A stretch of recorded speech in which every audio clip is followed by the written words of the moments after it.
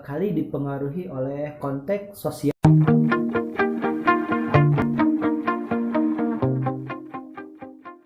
Dalam video kali ini kita akan ngobrolin analisis wacana Norman Velok.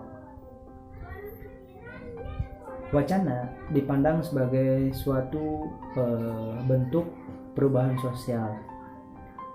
Asumsi Norman Velok bahwa wacana itu terdapat ideologi dan kekuasaan. Maka wacana adalah teks baik verbal ataupun non-verbal yang secara terus-menerus dikomunikasikan, sehingga kali dipengaruhi oleh konteks sosial dari pembuat teks itu sendiri. Jadi bahasa sudah tidak lagi netral, sebab sudah dipengaruhi oleh kondisi sosial yang menyelimutinya, sehingga teks di sini bukan atas dasar keinginan si pembuat teks, tapi sudah lagi keinginan kondisi sosial pada waktu si pembuat teks itu dibuat. Model analisis wacana Norman Velok ini terbagi atas 3 bagian. Pertama, analisis teks. Analisis teks sendiri ini terbagi lagi menjadi 3. Pertama, representasi, kedua, relasi, ketiga, identitas. Atau lebih jauh lagi bisa dilihat seperti linguistik, tata bahasa, kemudian koherensi dan kosakata lain sebagainya. Dalam analisis teks sendiri, misalkan seperti contoh mayoritas Indonesia seolah-olah nama suaminya itu selalu disematkan di belakang nama istrinya, sehingga nama atau istrinya selalu ditambahkan nama dengan nama suaminya. Jadi nama istrinya atau istrinya sendiri sudah tidak dimiliki oleh dirinya sendiri, tapi istrinya itu sudah dimiliki oleh suaminya atau dikuasai oleh suaminya. Maka di sini ada suatu pola hubungan yang melihat atau membuka bahwa budaya patriarki di sini masih melekat gitu ya, tidak setara. Kemudian model analisis kedua yaitu analisis praktek diskursif. Praktek diskursif di sini yaitu terbagi lagi atas 3 bagian. Pertama, produksi teks, kedua, reproduksi teks, ketiga, konsumsi teks. Produksi teks ini ngomongin bagaimana dibuatnya teks itu bisa hadir.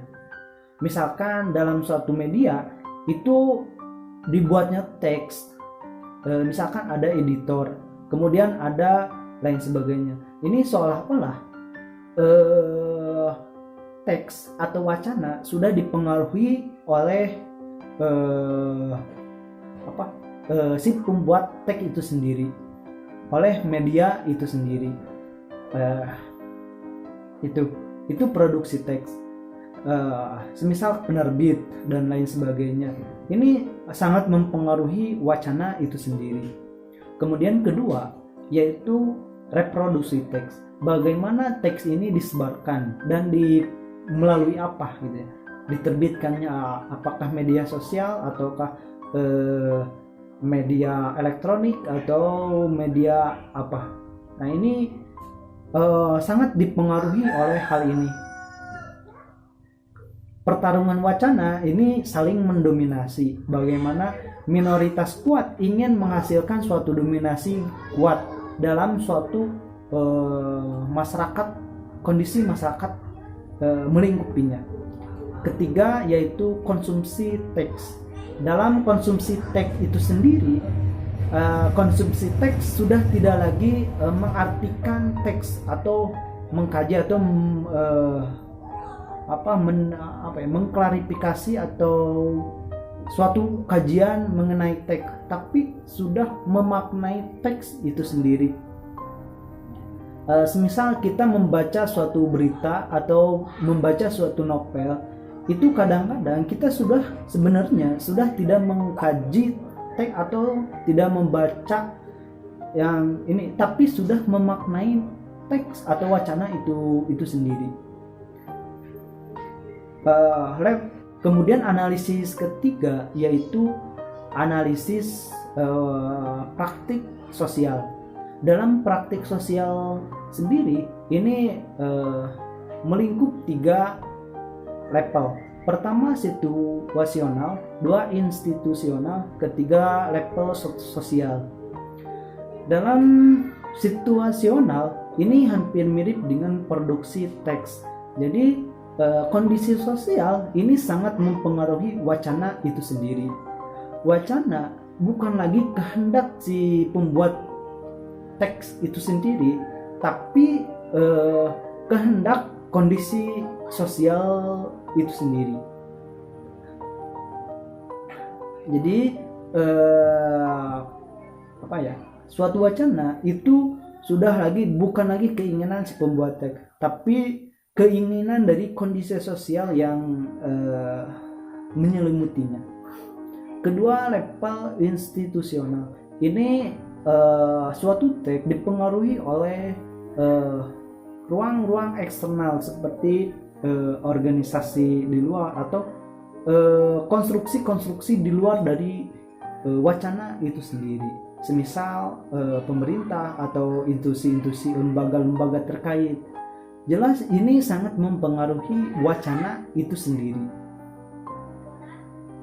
Dalam ketiga, level sosial. Dalam level sosial ini sendiri yaitu suatu wacana diproduksi atau dihasilkan oleh kondisi masyarakat,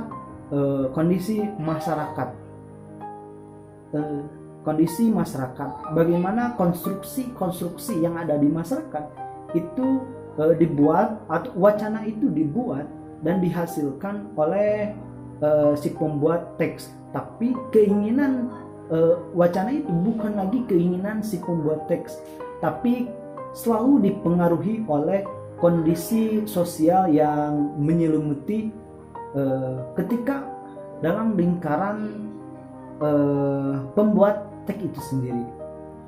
Maka di sini Norman Velok mengasumsikan bahwa di dalam level wacana selalu terdapat ideologi dan kekuasaan.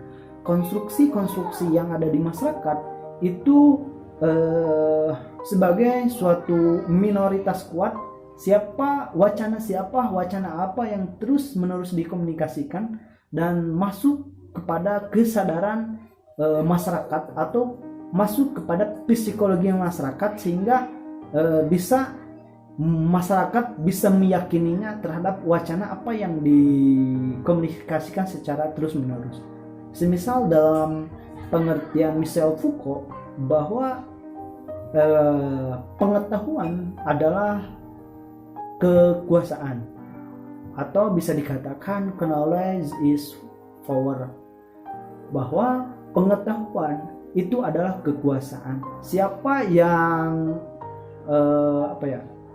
yang saling mendominasi atau wacana itu bisa dikatakan sebagai siapa yang minoritas kuat itu bisa sebagai konstruksi di masyarakat. Jadi konstruksi-konstruksi di masyarakat itu tiada lain adalah wacana yang berkembang. Wacana apa yang diproduksi di dalam suatu lingkup masyarakat itu sendiri, hingga menjadi sebuah wacana. Maka di sini wacana selalu tersimpan ideologi. Maka di suatu masyarakat, ideologi ini adalah suatu konstruksi sosial yang berkembang di ruang lingkup sosial kali itu. Maka di sini dengan demikian bahwa pembuat teks sangat dipengaruhi oleh lingkungan yang terjadi. Praktik wacana sebagai produksi teks dan konsumsi teks. dan praktek sosial sebagai kombinasi antara minoritas kuat yang saling mempengaruhi. Maka disinilah bagi Michel Foucault konstruksi apa yang melekat pada maka konstruksi masyarakat itu selalu didominasi oleh kekuasaan, siapa yang berkuasa, siapa yang memiliki kuasa. Oleh karena itu wacana tidak lagi netral gitu ya. Di balik bahasa atau di balik wacana itu tersimpan ideologi.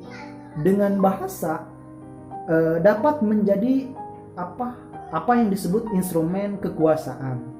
Bahasa meskipun bisa dikatakan tidak terlihat, tapi ya sangat nyata ada gitu.